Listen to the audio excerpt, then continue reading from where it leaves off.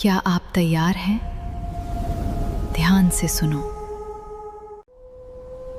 सदियों पुराने दफन राज अब होंगे सब उजागर। गांव में साम्राज्य द्वारा आयोजित समारोह में अचानक हुए हमले ने चारों तरफ अफरा तफरी मचा दी। क्या उनके प्रेम का यही अंत था? अब कहानी में आगे, लेकिन उससे पहले ऑथर ने पहले ही अध्याय में हमें बताया कि कहानी किस बारे में है।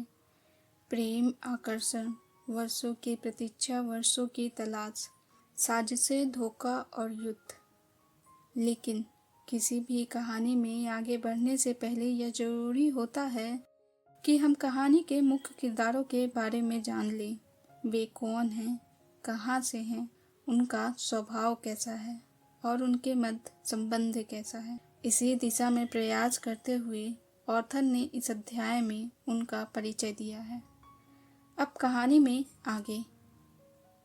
मैं आदव, जिसका मतलब सूर्य होता है। मेरे माता पिता का मानना है कि मैं आगे चलकर एक महान राजा बनूंगा और अपने साम्राज्य की ख्याति को विश्व भर में फैलाऊंगा और अपनी रोशनी से सारे जहां को रोशन करूंगा, सभी जगह उजाला फैलाऊंगा। मेरे माता पिता मुझे अपने प्यार की निशानी कहते हैं। उनका प्रेम विवाह हुआ था। उनकी पहली मुलाकात गांव में साम्राज्य के द्वारा आयोजित एक समारोह में हुई थी, जिसे माया साम्राज्य पर प्राप्त विजय के अवसर में रखा गया था।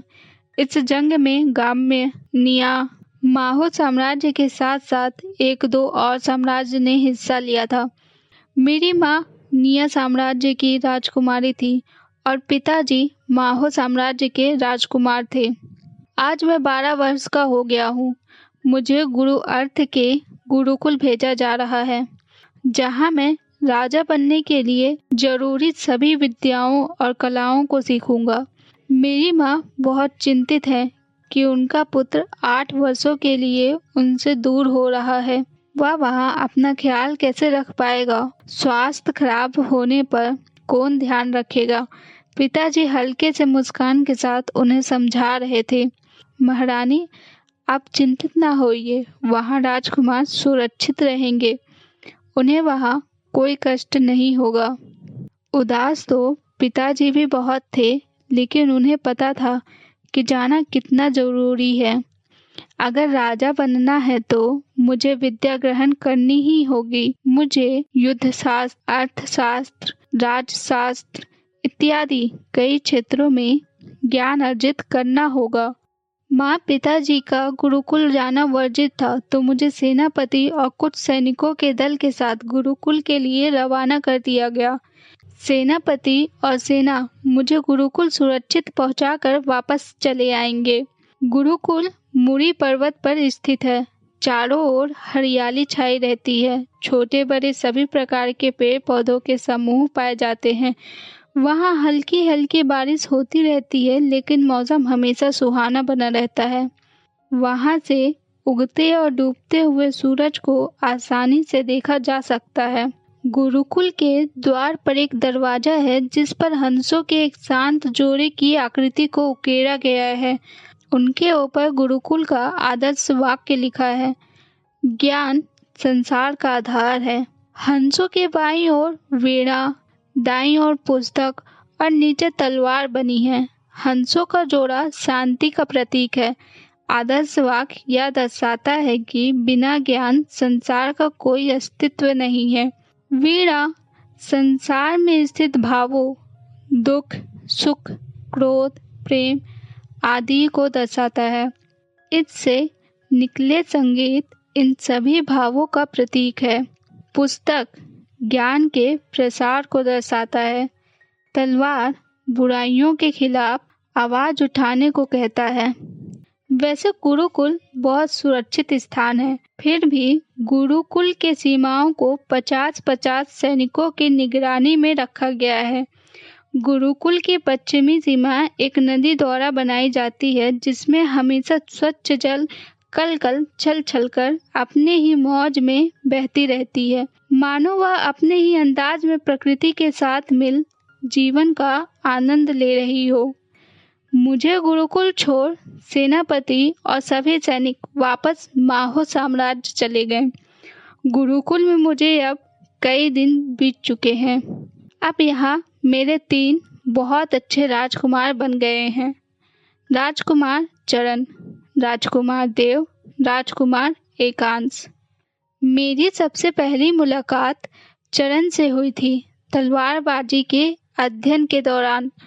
गुरुजी हमें तलवारबाजी का एक पैंतरा सिखा रहे थे, जिसमें हमें अपने प्रतिद्वंदी की तलवार को अपने तलवार की मदद से वृत्ताकार घुमाकर उसे थोड़ा अव्यवस्थित करना था और अपने पैर के पंजे के सहारे अर्धवृत्ताकार घूमते हुए अपने एक हाथ में खंजर ले सीधे अपने प्रतिद्वंदी के गले में उतारना था, जिससे प्रतिद्वंदी तुरंत धराशायी हो जाए। इस अभ्यास को करते वक्त उसके बाह में तलवार लग गई थी, जिससे ऊपरी त्वचा पर हल्का सा चीरा आ गया था, रक्त निकल आया था। गुरुजी ने मुझे बुलाया और चरण को आयुर्वेदालय ले जाने की आज्ञा दी। मैं उसे ले आयुर्वेदालय की ओर निकल गया। आयुर्वेदालय जाते समय मार्ग में हमारी आपस में कुछ बातें हुई। मैं आदव माहो साम्राज्य से। तुम निसंदेह एक अच्छे तलवारबाज हो। मैं चरण अर्थ साम्राज्य का राजकुमार। तुम भी निसंदेह कुशल तलवारबाज हो। मैंने तुम्हें अभ्यास करते हुए देखा है। दोनों ही एक दूसरे से उत्तम सिद्ध कर रहे थे, जिससे दोनों को हंसी आ गई। बात करते करते हम आयुर्वेदालय पहुंच गए। वहां वैद्य जी ने चरण के घाव पे औषधियां लगाई और उस पर एक स्वच्छ सूती वस्त्र को औषधियों के साथ बांध दिया। इसके बाद हम दोनों नदी किनारे चले गए, जो गुरुकुल के पश्चिम में बहती है। वहाँ कोई सैनिक नहीं रहते हैं। सूरज डूबने को था। आज हम पहली बार यहाँ आए थे। डूबते सूरज की लालिमा पूरे आसमान में छाई हुई थी और मंद मंद हवाएं चल रही थी और पेड़ों की पत्तियां हवाओं से मदमस्त हो झूम रही थी, मानो वे डूबते हुए सूरज को अलविदा कह रहे हो और चांद के आने का बेसब्री से इंतजार कर रहे हो। चरण चट्टान पे बैठा और मैं घासों के ऊपर लेट गया और आसमान की ओर देखने लगा। प्रकृति की सुंदरता और शांति अद्वितीय है। और फिर हम रोज संध्या में वहां जाने लगे और इस प्रकार हमारी मित्रता हुई। चरण का कद ऊंचा, रंग सांवला, लंबे घने बाल, छोटी छोटी आंखें, औसत मोटी बहुएं हैं। वह थोड़ा गुस्सैल स्वभाव का है। वह बहुत जल्दी गुस्सा हो जाता है, लेकिन उसमें समझदारी भी बहुत है। उसकी बाह में शेर की आकृति बनी हुई है और उसके पास शेर सी मुष्ट वाली तलवार भी है, जिसकी म्यान नारंगी रंग की है, जिस पर सुनहरे रंग से शेर की आकृति उकेरी गई है। वह एक अद्भुत तलवार है जो काफी तेज और चमकीली है। मेरी दूसरी मुलाकात देव से हुई थी। मैं और चरण एक बार संगीत कक्ष के सामने से गुजर रहे थे, जहां हमने एक संगीत की स्वर सुनी। हम उस संगीत में खो संगीत कक्ष की ओर खींचे चले गए। वहां एक छात्र अपने बांसुरी से कोई धुन छेड़ रहा था। सुनहरे रंग की चमकीली बांसुरी थी, जिसके अंतिम छोर पर मोर के पंख लगे थे और बांसुरी पर मोर की अद्भुत आकृति उकेरी गई थी। उसके बाल लंबे, काले, घने, रंग गोरा, मध्यम कद वाला था। उसके बाह में मोर की आकृति बनी हुई थी। उसकी आंखें बंद थी। चेहरे पे सामने के कुछ बाल लहरा रहे थे और उसके चेहरे पे तेज को साफ साफ देखा जा सकता था। उसे देख ऐसा प्रतीत हो रहा है मानो वह अपने ही संगीत की दुनिया में खोया हो। उसका संसार से कोई वास्ता ही नहीं। हम दोनों वहां खड़े हो संगीत का आनंद ले रहे थे। उसकी धुन समाप्त होती है। वह अपनी दुनिया से बाहर आता है। अपनी आंखें खोल सामने हमें देख एक हल्की सी मुस्कान चेहरे पे लाता है। चरण बड़े उत्साह से मुस्कान के साथ, अद्भुत, बेहद शांत धुन, मन को शांति देने वाला। देव हल्की सी मुस्कान के साथ, शुक्रिया, मैं वाकई में अद्भुत हूँ, मजाकिया ढंग से। जिसे सुन हम सब खिलखिला उठे। उसके चेहरे से नटखटपन झरने की तरह बह रहा था। वह बहुत चंचल स्वभाव का है। आदव, मैं राजकुमार आदव, माहो साम्राज्य से। चरण, मैं राजकुमार चरण, अर्थ साम्राज्य से। देव, मैं माग्य साम्राज्य से राजकुमार देव। हमने बहुत देर तक एक दूसरे से बातें की, हंसी मजाक किए। इस प्रकार हमारी दोस्ती देव से हुई। तीसरी मुलाकात हमारी एकांत से हुई। एक दिन हम कक्षा में हंसी मजाक कर रहे थे और हमारा अध्ययन में ध्यान नहीं था। हमें गुरुजी ने पकड़ लिया और हमसे कुछ सवाल पूछे जिसका जवाब हम में से किसी को नहीं आता था। हमने एक बार एक दूसरे को देखा। दरअसल हम एक दूसरे से आंखों ही आंखों में सवाल कर रहे थे कि क्या किसी को उत्तर पता है। फिर गुरुजी की ओर देखा निराशा भरी नजरों से। वे हमारी स्थिति समझ गए थे। गुरुजी गुस्से भरे स्वर में, तुम्हारे पास कल तक का समय है। अगर तुम लोगों ने उत्तर नहीं दिया तो तुम सभी को कल पूरे गुरुकुल की सफाई करनी होगी। हमने पुनः एक दूसरे की ओर देखा और इशारों इशारों में घबराते भरे स्वर से कहा, पूरा गुरुकुल? गुरुकुल बहुत विशाल है। सभी सेवक और छात्र मिलकर गुरुकुल के छोटे छोटे भाग को साफ करते थे और अगर हमने जवाब नहीं दिया तो हमें गुरुकुल की सफाई स्वयं करनी होगी, वो भी एक दिन में। ये सारी बातें सोचकर ही हमारी हड्डियां दुखने लगी थी। कक्षा समाप्त होते ही हम जवाब खोजने में लग गए। हमने सारी पुस्तकों को खंगाल लिया लेकिन हमें सवाल का जवाब नहीं मिला। देव, लगता है गुरुजी ने हमें यह सवाल जानबूझकर दिया है ताकि वो हमें दंड अवश्य दे सके। हम सब दुखी भाव से एक दूसरे को देख रहे थे और अपने अपने हड्डियों के दर्द को महसूस कर पा रहे थे। आदव रहस्यमय ढंग से, एक जगह है जहां हमें जवाब मिल सकता है। चरण और देव उत्साह भरी नजरों से आदव को देखा और उत्साह भरी आवाज से एक साथ कहा, कहाँ? आदव, पुस्तकालय। दोनों ने सर को हिला हामी भरी और फिर हम तीनों पुस्तकालय की ओर चल पड़े। सवाल कुछ इस प्रकार थे। पहला, ऐसी क्या चीज है जो जागे रहने पर ऊपर रहती है और सो जाने पर गिर जाती है? दूसरा, ऐसी क्या चीज है जिसे आप दिन भर उठाते हैं और रखते हैं, इसके बिना आप कहीं जा नहीं सकते? तीसरा, दिखता नहीं लेकिन पहना है, नारी का यह गहना है। चौथा सवाल, ऐसी क्या चीज है जो आंखों के सामने आए तो आंखें बंद हो जाती हैं? पांचवा सवाल, एक माता के दो पुत्र, दोनों महान, अलग अलग प्रकृति, भाई भाई से अलग, एक ठंडा दूसरा आग। छठवां सवाल, कौन सी तरंगे शून्य में संचार नहीं कर सकती हैं? सातवां सवाल, ऊर्जा संरक्षण का आशय। पुस्तकों से हमारा ज्यादा वास्ता नहीं था। हम तीनों औसत अध्ययन वाले विद्यार्थी हैं। शायद हम पहली बार पुस्तकालय गए थे। पुस्तकालय के द्वार देख हम सब चकित रह गए। वह बहुत विशाल था, जिस पर पुस्तकों की आकृतियां बनी थी और द्वार के दाईं ओर 500 नियम लिखे थे जो पुस्तकालय से संबंधित थे। ऊपर के नियमों पर हमने बाकी के नियमों को नजरअंदाज किया और पुस्तकालय में प्रवेश कर गए। जैसे ही हमने पुस्तकालय में प्रवेश किया, हम हैरान रह गए, अचंभित हो गए। हमारी आंखें खुली की खुली रह गईं। पुस्तकालय बहुत विशाल था। वहाँ हजारों पुस्तकें रखी थी। वहाँ अपने सवालों का जवाब खोजना मतलब तिनकों के ढेर में एक सुई खोजने के बराबर था।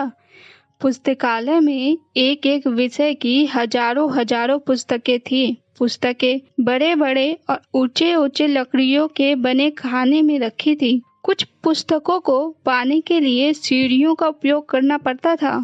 वहाँ राज्यशास्त्र, युद्धशास्त्र, विज्ञान, संगीत, आयुर्वेद इत्यादि पुस्तकों की पुस्तकें थी। पुस्तकालय को देख हमारे पसीने छूट गए और गले सूख गए। हम समझ गए कल हमारा दंड निश्चित है और हमने एक दूसरे को दयनीय भरी निगाहों से देखा। फिर एक लंबी सी गहरी सांस ली और अपने थोड़े से बिखरे बचे हौसलों को एकत्रित किया और अपने कंधे को थोड़ा सा ऊंचा किया और हल्की सी आवाज में फुसफुसाए, एक योद्धा अपनी आखिरी उम्मीद तक जंग लड़ता है। और एक दूसरे की तरफ देख हल्के से सर हिला हामी भरी।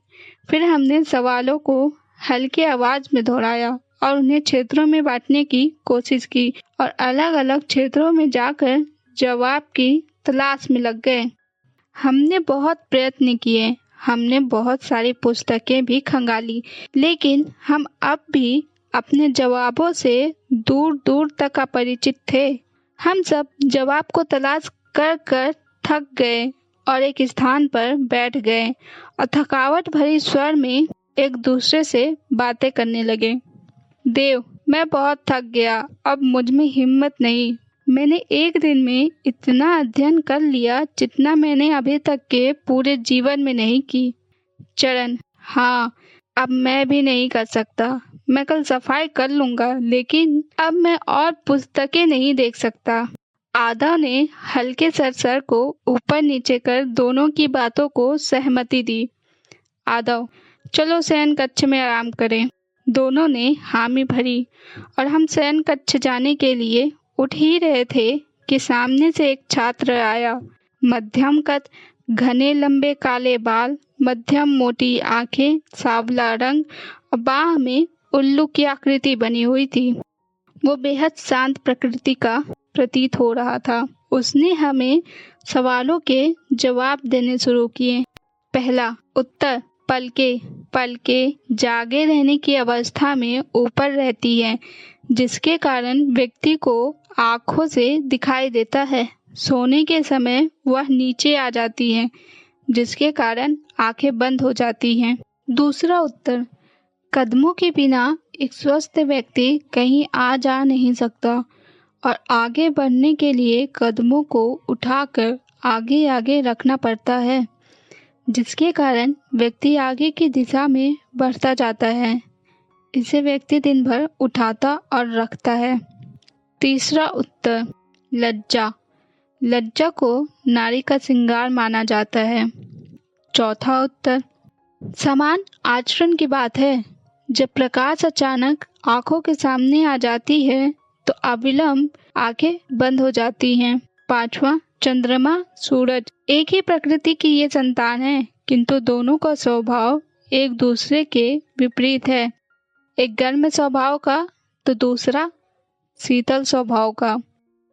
छठवां उत्तर, ध्वनि बिना तरंगों के एक जगह से दूसरी जगह नहीं जा सकती है। सातवां उत्तर, ऊर्जा का सृजन ना ही हो सकता है और ना ही विनाश हो सकता है। उसका केवल एक रूप से दूसरे रूप में परिवर्तन होता है। और जवाब बता वहां से चला गया।